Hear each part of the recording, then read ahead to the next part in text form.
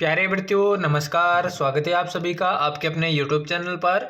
तो आज की क्लास में हम बात करने वाले हैं दोस्तों रीट 2025 का जो आपका 27 और 28 फरवरी को पेपर होने वाला है उसके लिए दोस्तों हिंदी ग्रामर के मोस्ट इंपोर्टेंट प्रश्नों के ऊपर, जहां लेवल 1 और लेवल 2 चाहे आप किसी की भी तैयारी कर रहे हो, हिंदी के दोस्तों आपके प्रश्न पूछे जाते हैं, चाहे आप लैंग्वेज फर्स्ट में लो या फिर लैंग्वेज सेकंड में। तो हिंदी ग्रामर के टॉप मोस्ट प्रश्नों को लेकर हम ये क्लास लेकर आए जो कि रीट के दोनों लेवल के अभ्यर्थियों के लिए मोस्ट इंपोर्टेंट होने वाली है। तो बिना किसी देर की क्लास को शुरू करते हैं। पहला प्रश्न आपके सामने है, दीर्घायु शब्द में कौन सा समास प्रयुक्त हुआ है? ऑप्शन से द्विगु समास, तत्पुरुष समास, कर्मधारय समास या फिर बहुव्रीहि समास। जल्दी से पहले प्रश्न का राइट आंसर बताइए। दीर्घायु शब्द के अंदर कौन सा समास यहाँ पर प्रयुक्त हुआ है, यही आप सभी से पूछा गया है।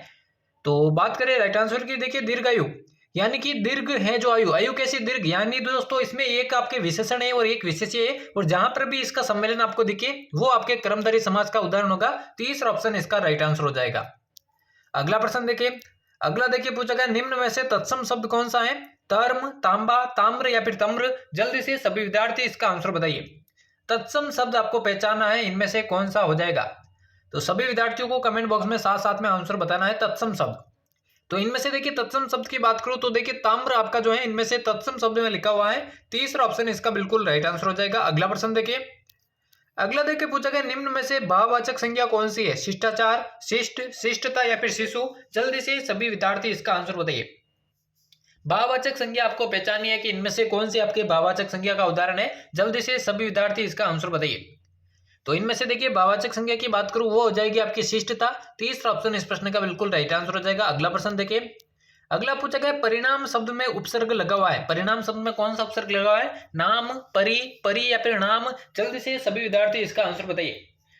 परिणाम शब्द की यहाँ पर बात हो दोस्तों, कौन सा उपसर्ग यहाँ पर प्रयुक्त हुआ है, यही आप सभी से पूछा गया है। तो जल्दी से सभी विद्यार्थी आंसर बताइए। बहुत ही महत्वपूर्ण प्रश्नों की क्लास होने वाली है। क्लास के एंड में बताना कितने प्रश्न आज की क्लास से आपसे सही होते हैं। तो परिणाम शब्द की बात करूं यहाँ पर देखिए आपके परि उपसर्ग लगा हुआ है। तीसरा ऑप्शन इसका राइट आंसर हो जाएगा। चलिए अगला प्रश्न देखिए, अगला देखिए पूछा गया आग का पर्यायवाची शब्द कौन सा है? समीर, अनल, अनिल या फिर वात।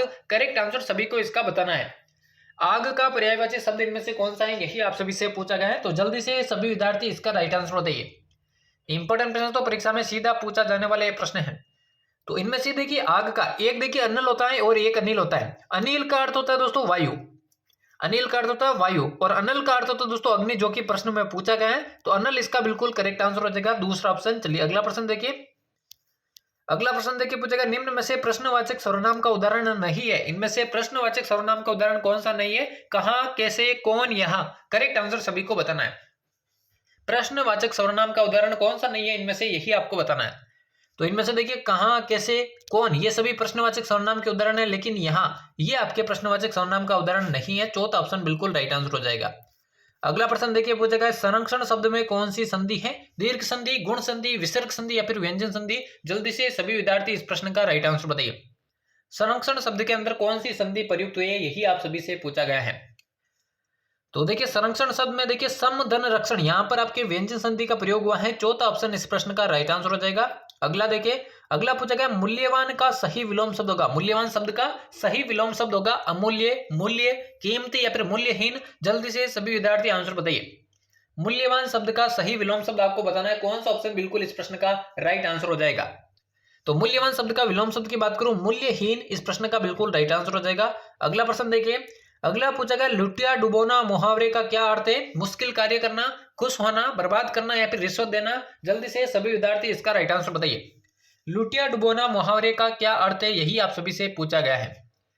तो राइट आंसर की बात करें, लुटिया डुबाना मुहावरे का अर्थ है दोस्तों बर्बाद करना। तीसरा ऑप्शन इस प्रश्न का राइट आंसर हो जाएगा। अगला प्रश्न देखिए, अगला पूछा गया 3 में न 13 में लोकोक्ति का क्या अर्थ है? झूठ अधिक दिन नहीं चल सकता, सदैव एक सी स्थिति, जिसका कुछ भी महत्व न हो या फिर शक्तिशाली की ही संपत्ति है। करेक्ट आंसर बताइए इसका। 3 में न 13 में लोकोक्ति का अर्थ आपको बताना कौन सा हो जाएगा। तो 3 में न 13 में इसका अर्थ है दोस्तों जिसका कुछ भी महत्व नहीं हो, जो 3 में भी नहीं गिना जाएगा और 13 में भी, यानी कि जिसका कुछ भी महत्व नहीं हो। जो तीसरा ऑप्शन इसका राइट आंसर हो जाएगा। अगला देखिए, अगला पूछा गया मेरा घर नीले रंग का है, वाक्य में विशेषण कौन सा है? घर, रंग, नीला या फिर मेरा। जल्दी से सभी इसका आंसर बताइए।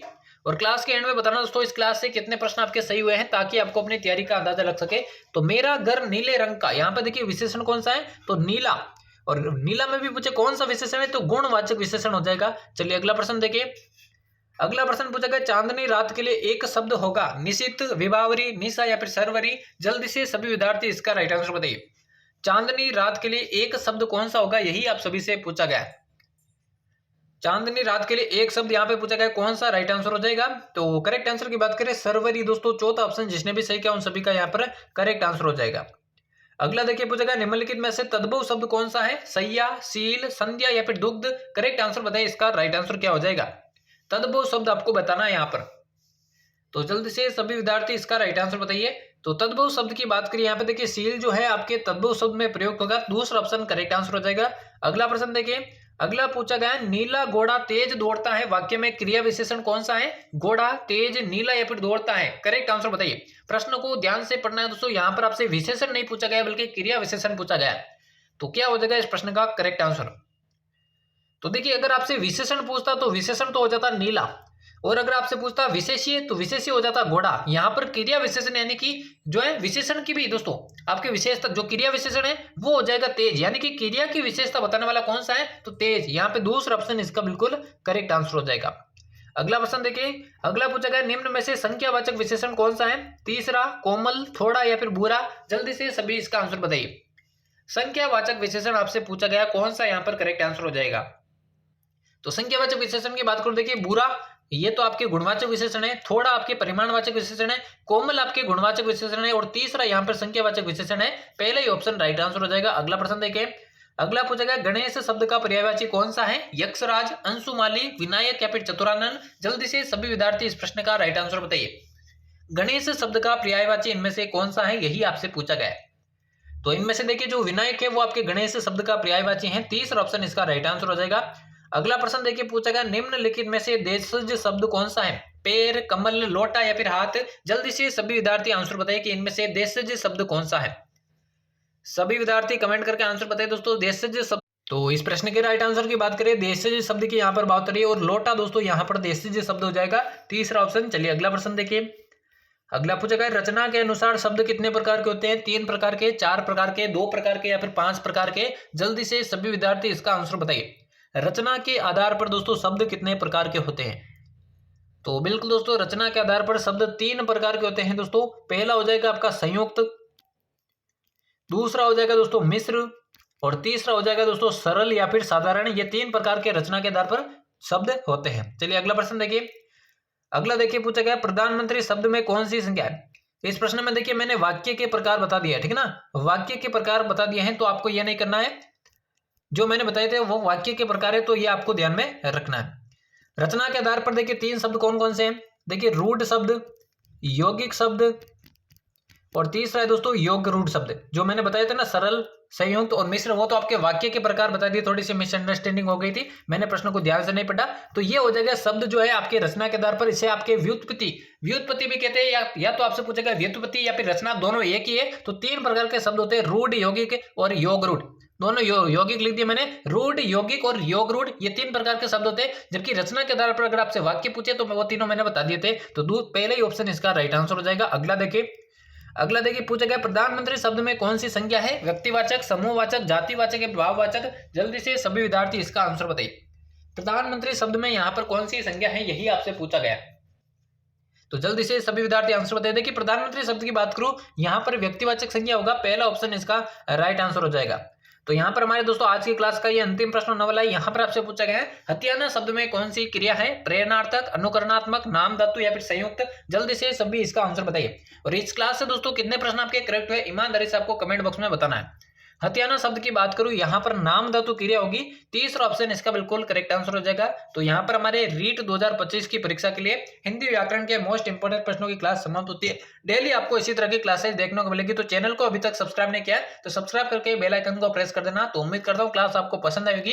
क्लास को लाइक कर देना, शेयर कर देना। तो मिलते हैं किसी अन्य क्लास में, तब तक लेते हैं आप सभी से अलविदा, धन्यवाद।